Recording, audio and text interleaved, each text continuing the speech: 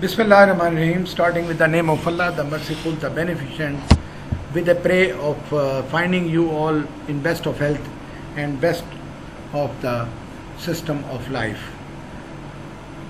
We are in a process of discussing the communication skills and communication system, and we have seen that the communication has been very much important as far as the evolution of the mankind is concerned, and communication process has evolved into a sort of a revolutionary process, and now communication or the communicating systems are gaining much more importance in our life than previously those were. Communication, which is the basis of human interaction, is a complex process. It has the following main components. So the components of communication: how communication is done, how the process of communication proceeds, what we need to communicate something to the people we are concerned. We have seen the importance of communication, we have seen the communication systems, we have seen the communication skills, and now the communication process. So first of all, what is the communication process?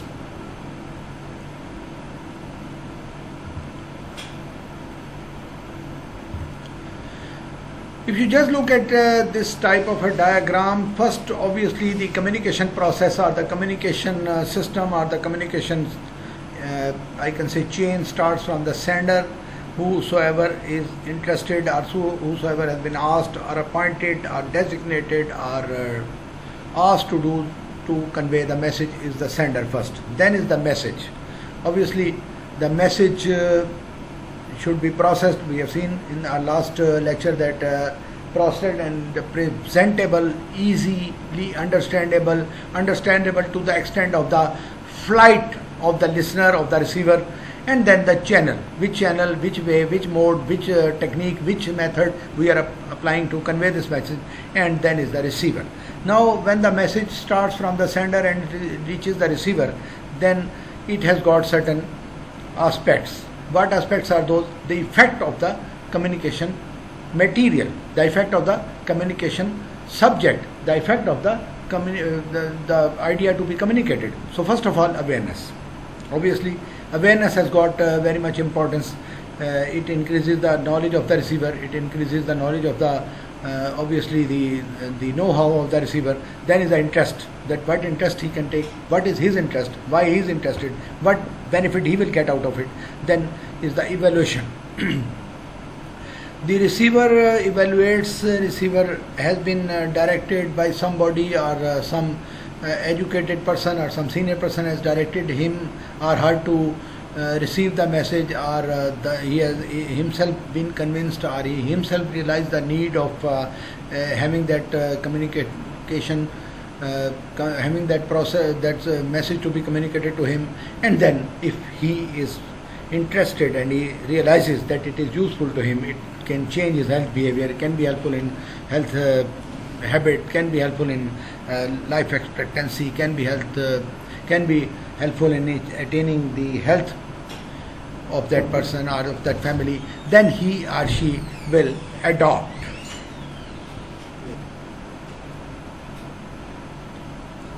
By saying adopt, we mean adoption, we mean that the message,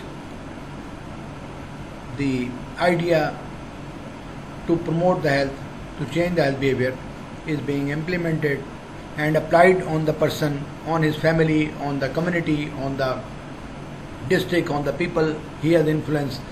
Then that we can say that it was a successful transfer of the message, or communication process has been successful.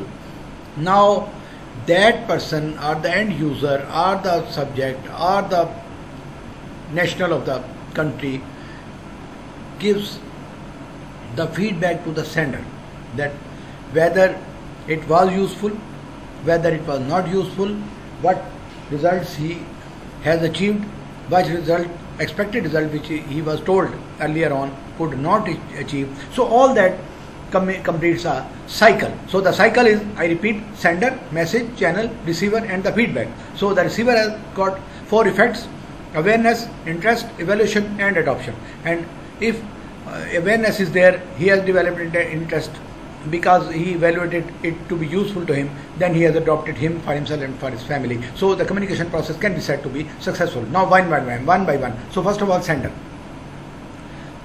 Sender, source, receiver, audience, message, content, message are the idea, or the target, or the, what we can say, the essence of our talk. Channels, the medium we use, or the channel, or more than one channel can be used. And feedback, obviously. The effect, it is with A, effect. What is the effect which has been conveyed to the sender and have been conveyed from the receiver. Then is the sender. So the sender communicator is the originator of the message, who has himself evolved the message after being given the commitment to do that. Then is to be an effective communicator, he must know. The communicator may be doctor, the communicator may be health worker, maybe any health promoter, maybe from some national agency, from international agency, from some NGO. So whosoever is the communicator should, to be an effective communicator, he must have, or she must have, but he or she should have his objectives clearly defined, should have very much clear target in her mind, that what he has to do. Then is his audience. So its interest and needs. The audience, the people to whom he is talking, the villager, the citizen of the city, the resident of a developed country, developed city, maybe Lahore, Karachi, the developed cities, then maybe the resident of a village, maybe resident of a union council, maybe resident of a tehsil headquarter. So whatever it is, the need of the listener, or the need of the audience, or the needs of the receiver has to be very much clear in the mind of the sender.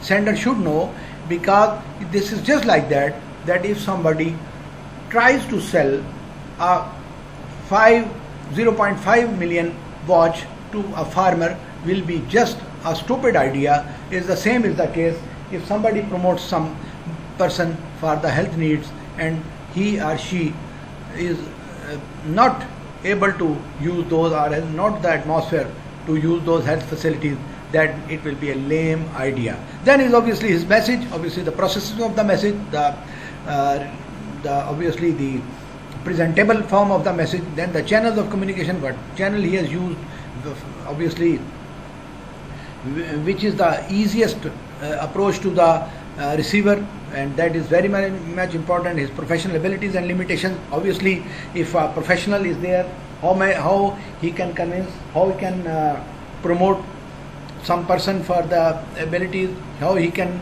or she can convince the person who has to receive those information. So the ability of the receiver should be considered as well.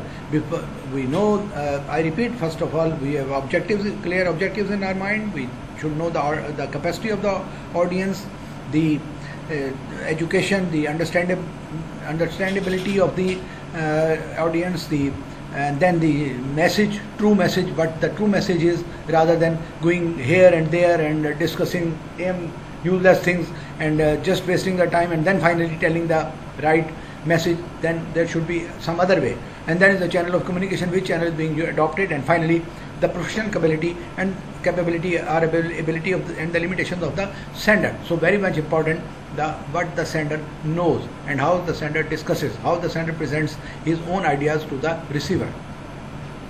The impact of the message will depend on his own social status, authority 1, knowledge 2, and the prestige in the community. That is why sometimes to convey certain important messages, to give some assignment to the of the World Health Organization or some other agencies, or from the health department, the people who have got good repute, technically good repute, medically good repute, socially good repute, they are appointed. Because first of all, they should have the social status in the society, somebody listens to him or her. Then knowledge, obviously he is conveying something to somebody and he himself does not know much about it, that is a lame idea. Then is the prestige, obviously regard of the subject, respect of the subject, respect of the person who is listening, and respect of the message which is being conveyed. Then is the receiver. Then is the receiver. Obviously the audience or the person who, for the general public, or the whosoever is the person who is to be affected upon, or for whom the message is being conveyed. So all the communication must have an audience. This may be a single person or a group of the people. So without the audience, communication is nothing more than a mere noise. It is this element of audience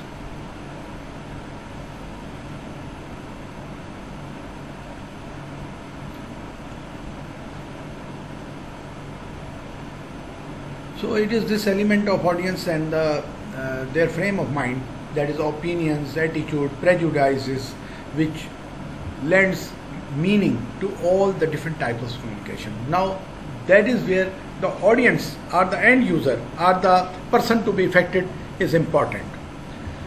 The audience, the receiver's frame of mind, his mental capability, his education, his attitudes towards life, his health behavior, and of course prejudices, which are very much common in this part of the world. So which lends meaning to the, now those have got very much important to the different types of the communication, and this very much depends on the success of the the success of the communication very much depends on those factors. So audiences may be of two types: the listeners, the receivers, the general public. The person to be affected can be of two types: the controlled and the uncontrolled.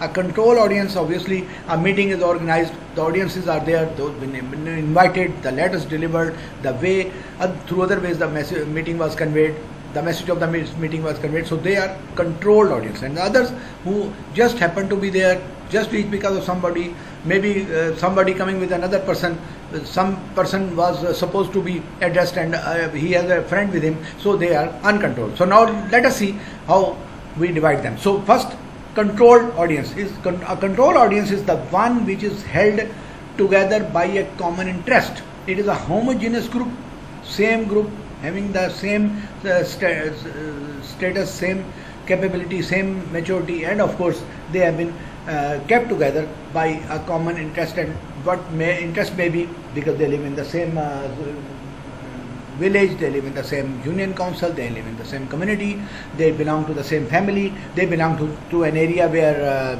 say for example, malaria is common, they belong to an area where some polio patient has been evolved. So they are controlled, are single person controlled audience. And one is an uncontrolled audience or free audience is the one which has gathered together from the motive of the curiosity. Maybe the polio campaign has been started in some specified area, and the adjacent people living adjacent may be interested to vaccinate their children as well. Maybe some nutritional program has been started in a certain area, and the adjacent people who have not been controlled, just by curiosity, just by chance, just by the happening, they come and they get the knowledge. So they are uncontrolled type of the audiences. So an uncontrolled or free audience is the one which has been gathered together from the motives of the curiosity. So this type of audience poses a challenge to the ability of the educator. Now they will ask unrelevant question. Maybe his or her mental capability is not to understand that message. Maybe he may not be much interested because he does not belong to an area, or he does not belong to a community, or does belong to a group who has been for the whom the message has been designed. So that person or that group can be a challenge to the educator. So more homogeneous the audience is, the greater the chances of an effective communication. Message 3. One was we all know the sender, then second was the receiver, obviously the audience, and third is the message, the content, the message, the true content of the message. So a message is the information or technical know-how which the communicator transmits to his audience to receive, understand, accept, and to act upon. So I repeat, the message or the technical know-how which the communicator transmits to the audience to receive, understand. the understand what's the meaning of that, what is the message is, why the message, and accept and to act upon. It may be in the form of words, pictures or signs. Main idea is to change the habit, to change the behavior, or to make audience to adopt. So health communication may fail in many cases if its message is not adequate. So if message is not adequate, or it does not have a direct target in its content, or it's not correctly directed, then it may fail. A good message must be, one, in line with the objectives. So message should have, the details of the message should be very, very much clearly in line with the objective or objectives. One. Two, it should be easily understandable and should be meaningful. In the word, the language should be used, should be very, very much understandable to the receiver. To talk technical words, to talk English language, to talk other things will just be a vague and a lame and a useless idea. Otherwise, if it's a meaningful language, the language is understandable, the local language may be, the Urdu language may be, which is a national language, and the meaningful subject will be a successful idea. And then the message should be based on the felt needs. And if the felt needs are not, not realized by the receiver, then he has to be made realize. He has to be made realize that those are the needs of that person, or of his family, or of his society, or of his community. And then when the felt needs are there, then the message will be successfully received. Clear and understandable. The message should be clear and understandable. I have already told you that the message should be clear and should be clearly understandable. And then the specific and accurate. It should be correctly targeted. I have already told you it should be correctly targeted and should have clear idea of what the requirement is. And then the timely and adequate. So it should be, in my previous lecture I told you, it should not consume much of the time, and it should not be wavered. The knowledge should not be wavered, and it should be timely when the felt need is there, and should be adequate, very, very much correctly directed, and very, very much correctly defined. And then when the message is there, when the design is there, then the whole change behavior idea is there, then it should be very, very much clearly fitting to the audience, fitting to the subject, fitting to the national, fitting to the community people, fitting to the adult. That is what I have already told you. Then the message should be interesting, culturally and socially appropriate and acceptable to the community, to the person, to the society. It should not be a rough, it should not be a sort of a modernized or backward or religiously centered or against the religion. Then the message may not be successful, or it may not be appropriate to the society. If the person obviously fitting to the audience means the financial status of the audience as well, the social or the cultural ethics of the audience as well. So culturally and socially appropriate and acceptable. Then is the transmitting the right message to the right people at the right time. That is what is required through this communication process. I repeat, transmitting the right message to the right people at the right time. So that is what they needed. Right message, correctly designed, correctly defined, correctly written, easy words to the right people. The person who has got felt need, I have already told you, and at the right time, when the felt need is felt, when the felt need is there, when it's a time, when there is a health problem, then is the time to convey that message. So transmitting the right message to the right people at the right time is a crucial factor in the success of the communication.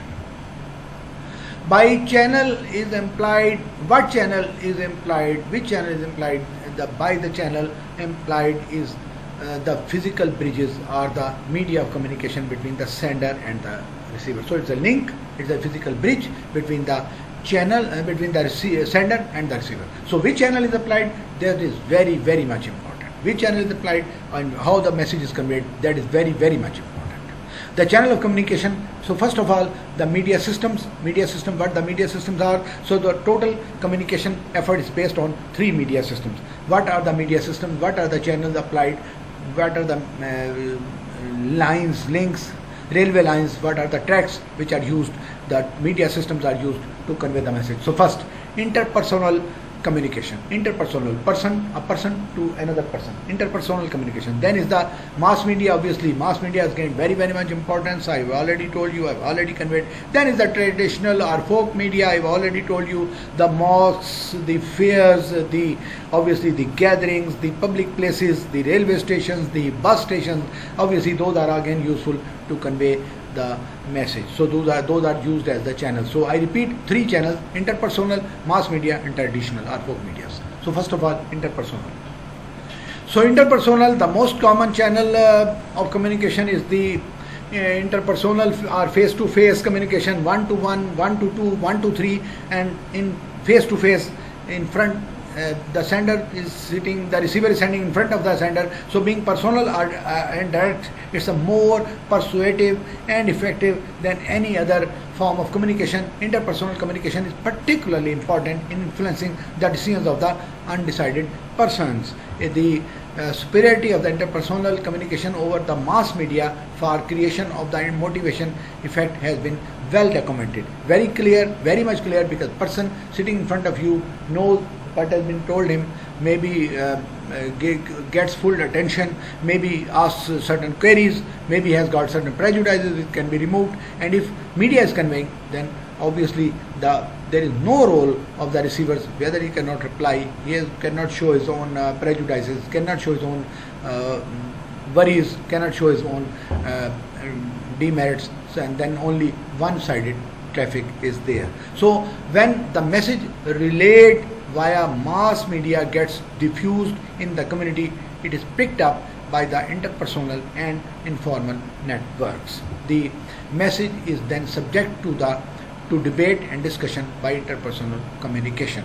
Obviously the debate and discussion favors the end result and the adoption of the message by the receiver. On the basis of the security scrutiny, consensus is gradually built up in the community whether to accept or reject the message. So that first maybe initially the mass media is used, but after that the discussion is there, some person to discuss, some person to promote is there, the sender is there, obviously the intellect is there, then he or she can convince the message and can convince the people to adopt the message. Then is the mass media. Obviously has gained much importance, has become a full-fledged horizon. Now it's an industry in the mass communication. The channel is one or more of the following: mass media versus TV, radio, printed media, newspapers.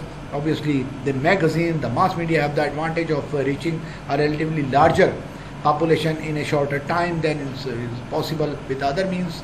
Being one-way channels by communication, mass media carry message only from the center to the periphery. That is where the problem is. Obviously the center emits, starts from the sender, and it reaches through the periphery. There is no feedback most of the time, or if the feedback is there, that may not be appropriate. Prejudice, sometimes the prejudice becomes stronger and the message is just resulted into a failure. So the feedback mechanisms are poorly organized.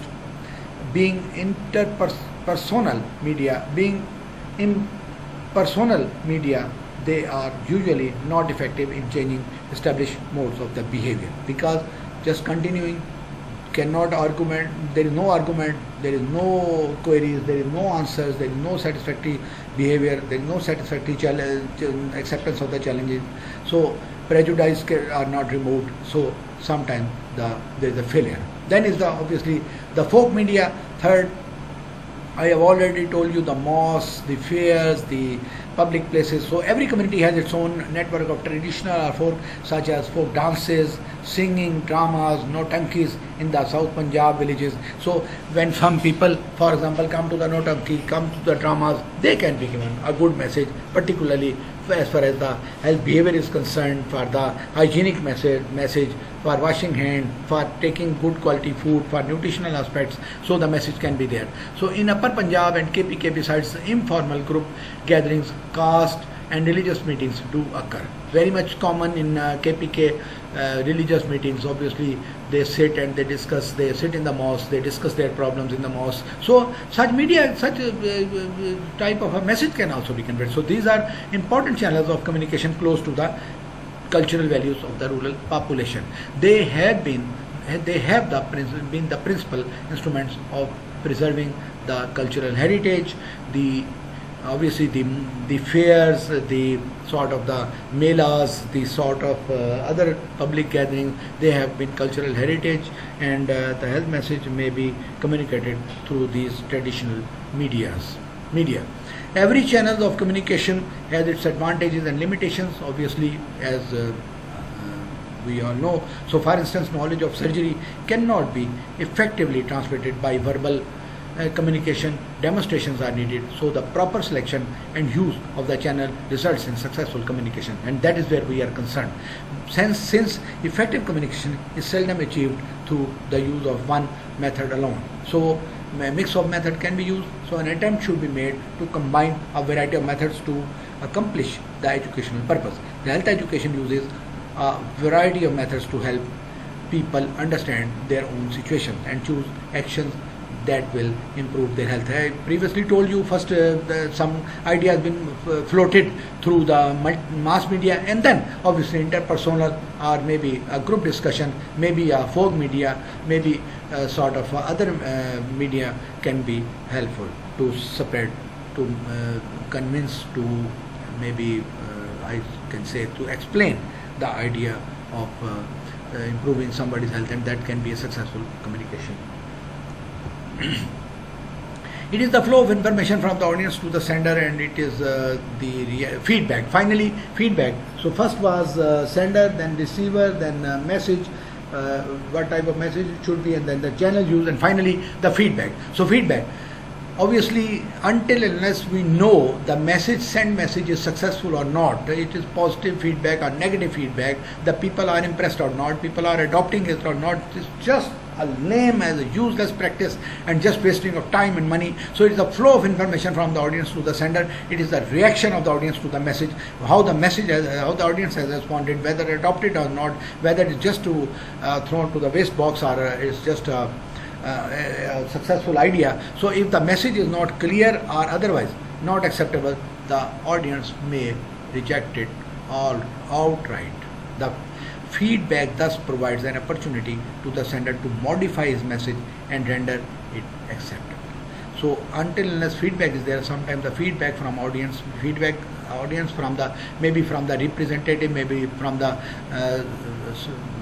sample of the community, maybe from all the community, maybe from the leaders of the community, maybe from the political leader of the community, maybe from the direct receiver, the feedback will be helpful to the sender to modify his message and render it acceptable. So in interpersonal communication, the feedback is immediate. In mass communication, it takes some time to get feedback. So feedback is generally obtained through opinion polls, attitudes, surveys, and interviews. Somebody goes there, asks them what happened, how was the message, how was it was acceptable or not, it was successful or not. So it can rectify transmission errors.